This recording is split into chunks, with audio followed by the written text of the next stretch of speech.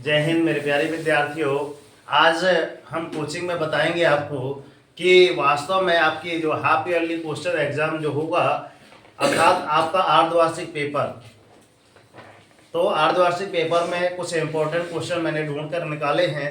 देखना, शायद यही पेपर पूरे आ सकते हैं या फिर इससे संबंधित क्वेश्चन आएंगे।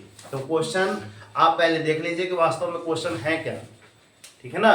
तो देखिएगा, अगर ये क्वेश्चन आपसे बनने लगेंगे तो मैं 100% गारंटी देता हूँ कि आपसे एग्जाम क्वालिफाइड हो जाएगा और अधिक से अधिक अंक लेकर ऐसे अर्धवार्षिक परीक्षा में अपना नाम रोशन करेंगे। तो पहला क्वेश्चन चलते हैं सर। कक्षा 8वीं के गणित का इंपॉर्टेंट क्वेश्चन बता रहा हूँ मैं, देखिएगा ध्यान से, पेज आराम से पलटाइए सर। क्वेश्चन नंबर फर्स्ट, पहला क्वेश्चन है आपका, आकृति में कोण x का मान ज्ञात करना है। अगर ये आकृति आपकी लिखी है तो एक ट्रिक बता दिया हूं कि सर वास्तव में 360 में से सारे को जोड़कर और घटा देना है 360 में से, ठीक है ना। यही क्वेश्चन में करना है। फिर लिखा है सर क्वेश्चन नंबर दूसरा, भाग विधि से 529 का वर्गमूल ज्ञात करना है। तो हमने एक भाग विधि बताई थी, उसके माध्यम से करना है। अगला क्वेश्चन है क्वेश्चन नंबर तीसरा, गुणनफल ज्ञात कीजिए। 4 इंटू आप कितना लिखा है आपका, है ना, 3x धन 7y एक ब्रैकेट में लिखा है, तो उसको 4 से मल्टीपल करना है, गुणा करना है, ठीक है ना। आगे चलते हैं, यहाँ पे लिखा है, ध्यान से देखिएगा, कितना लिखा है, 14 क्वेश्चन, 5 सेंटीमीटर भुजा वाले घन का आयतन ज्ञात कीजिए, ठीक है ना। कितना है, 5 सेंटीमीटर भुजा वाले घन का आयतन आपको ज्ञात करके लिखना है। तो सर वैसे ही पता चल जाएगा 125 होगा, है ना, मगर उसके सूत्र फार्मूले वगैरह आपको लगाना पड़ेगा। अगला है क्वेश्चन नंबर 5, 8,000 रुपए का 2 वर्ष के लिए 5% वार्षिक दर से CIF होता है आपका चक्रवृद्धि ब्याज। क्या होता है, चक्रवृद्धि ब्याज ज्ञात करना है। फिर क्वेश्चन नंबर 6 लिखा है आपका कि 2x ऋण 3 बराबर है यदि x धन 2 हो, तो इनको हल करना है। इसको हल करके आपको बताना है। क्वेश्चन नंबर 7, 14 मीटर ऊंचाई पर एक बिजली के खंभे की छाया, अगर एक बिजली के खंभे की क्या है, छाया पड़ रही है, छाया क्या है, 10 मीटर है, तो समान स्थितियों में उस पेड़ की ऊंचाई ज्ञात करना है जिसकी छाया कितनी है, 15 मीटर है। तो वास्तव में आपको क्या ज्ञात करना है, यहाँ पे लिखा है ऊंचाई, लंब ज्ञात करना है, ठीक। आगे चलते हैं, यदि क्वेश्चन नंबर 8, यदि 15 श्रमिक अर्थात काम करने वाले यदि मजदूर है, श्रमिक है, किसी दीवार को 48 घंटे में निर्मित कर देते हैं, कितने घंटे में, 48 घंटे में तैयार कर देते हैं, तो क्या करना है आपको, क्या करना है, तो इसी कार्य को 30 घंटे में, पहले तो आपको कितना है, 48 घंटे में करते थे, ठीक है ना।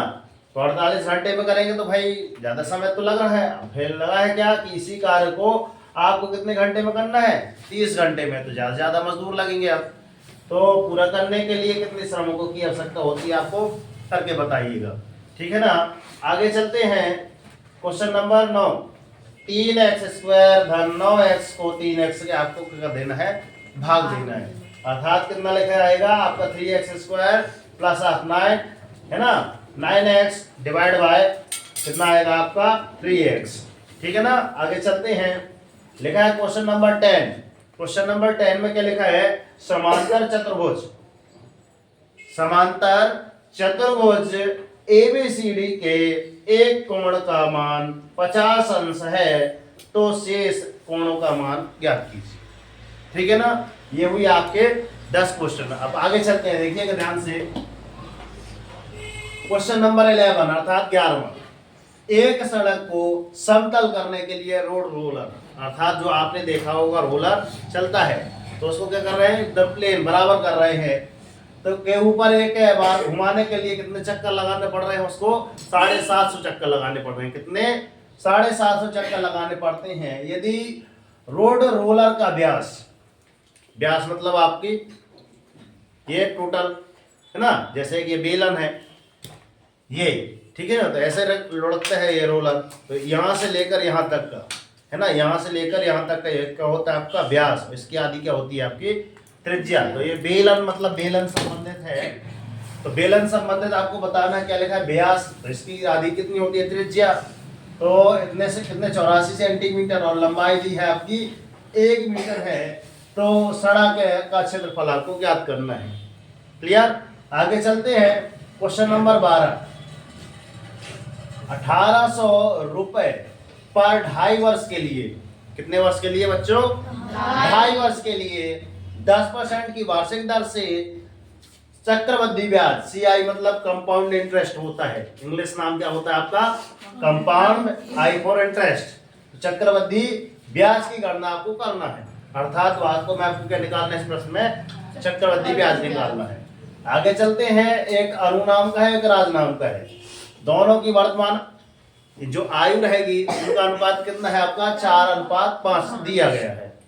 अब क्या है, 8 वर्ष बाद उनकी आयु का अनुपात कितना हो जाता है, 5:6 हो जाता है।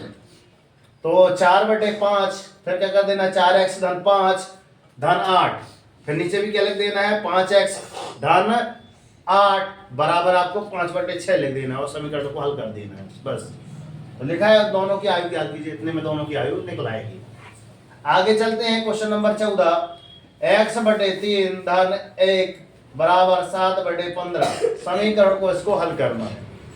फिर प्रश्नावली 7.2 के सारे प्रश्नों को हल करना है।